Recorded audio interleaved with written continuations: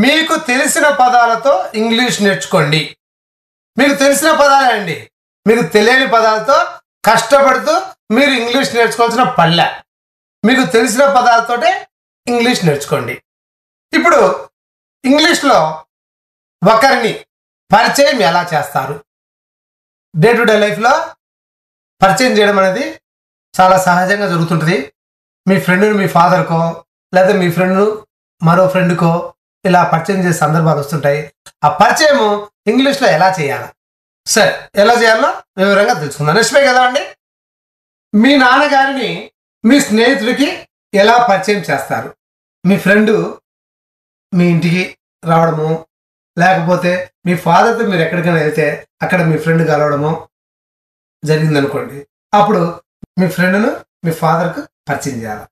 ఎలా పరిచయం చేస్తారు? ఓకే, నిజమే కదండి. మీ నాన్నగారు మీ ఫ్రెండు మీరు ఆ స్పాట్లో ఉన్నారు. మీ నాన్నగారితో ఇలా చెప్పండి, daddy meet my friend Suresh, is my classmate. అంతేనండి. చెప్పి ఆ తర్వాత మీ స్నేహితుడికి, hi Suresh, is my dad, is a bank employee. అలా మీ స్నేహితుడికి చెప్పండి. చెప్పినప్పుడు వాళ్ళిద్దరూ పరిచయం చేస్తున్నప్పుడు ఒకరికొకరు ప్రతి నమస్కారం చేసుకుంటారు. ప్రతి నమస్కారం చేసుకోవాలి. అంటే ఫ్రెండ్ అయితే షేక్ హ్యాండ్ ఇస్తే బాగుంటుంది. ఫ్రెండ్ ఫాదర్ కాబట్టి, వయసులో చాలా పెద్దవారు కాబట్టి నమస్కారం పెడితే బాగుంటుంది. అయితే అక్కడ చెప్పేటప్పుడు daddy meet my friend Suresh అని చెప్పి ఈజ్ మై క్లాస్మేట్ అన్నాం. తర్వాత ఎక్కువ వివరాలు చెప్పొద్దు. ఎందుకంటే అన్ని వివరాలు చెప్పారనుకోండి, ఇతను మా క్లాస్మేటు, అతని గురించి చాలా విషయాలు చెప్పాను. ఎందుకంటే వాళ్ళిద్దరు మాట్లాడడానికి కొంచెం అవకాశం ఇచ్చినట్టు అవుద్ది. అన్ని విషయాలు మీరే చెప్పారనుకోండి, ఇంకా పరిచయం చేయాల్సిన అవసరమే ఉంది. అదేవిధంగా మీ ఫాదర్ గురించి కూడా just hi Suresh, is my dad, is bank employee, అంతే. వాళ్ళు మాట్లాడుకుంటారు, షేక్ హ్యాండ్ ఇచ్చుకుంటారు, లేకపోతే నా ప్రతి నమస్కారం చేసి మాట్లాడు. సరే, ఇప్పుడు ఫాదర్ని పరిచయం చేశారు. అదేవిధంగా మీ స్నేహితుని మరొక స్నేహితునికి ఎలా పరిచయం చేస్తారో చూద్దాం. నిజమే కదండి. మీ స్నేహితుడిని మరొక స్నేహితునికి ఎలా పరిచయం చేస్తారు? ఇంతకుముందు మీ ఫాదర్ని పరిచయం చేశారు, వయసులో పెద్దోడు. ఇప్పుడు మీ స్నేహితుని మరొక స్నేహితుని అంటే ఆల్మోస్ట్ మీ age group, equal age group వాళ్ళనే పరిచయం చేస్తున్నారు. అప్పుడు ఎలా మాట్లాడాలా అనే విషయాలు తెలుసుకుందాం. నిజమే కదండి. మీ స్నేహితుడు రమేష్తో ఇలా చెప్పండి, hi Ramesh, meet my friend Suresh, is my classmate. ఎక్కువ వివరాలు చెప్పొద్దన్నాను. అదేవిధంగా మీ స్నేహితుడు సురేష్తో ఇలా చెప్పండి, hi Suresh, is my friend Ramesh, is a bank employee. ఎక్కువ వివరాలు చెప్పొద్దు.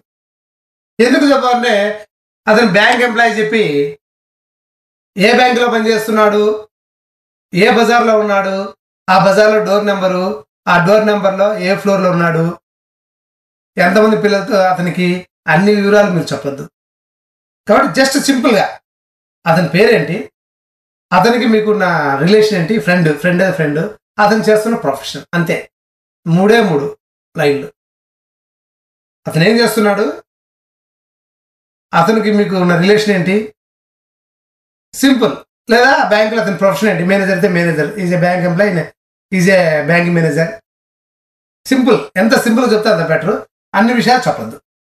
సరే, అది చేస్తున్నప్పుడు మీరు పరిచయం చేస్తున్నప్పుడు వాళ్ళిద్దరూ షేక్ హ్యాండ్ తీసుకోవాలి. షేక్ హ్యాండ్ తీసుకుంటున్నప్పుడు చాలామంది చేసే తప్పులు చెప్తాను వివరంగా. ఆ తప్పులు ఏంటనేది నెక్స్ట్ పేరు చెప్తాం. నెక్స్ట్ పేరు కదండి. చాలామంది పరిచయం చేసిన వెంటనే షేక్ హ్యాండ్ ఇస్తుంటారు. ఇస్తున్నప్పుడు చెయ్యిని గట్టిగా ఊపకూడదు, చెయ్యిని గట్టిగా పట్టుకోకూడదు, నవ్వకూడదు.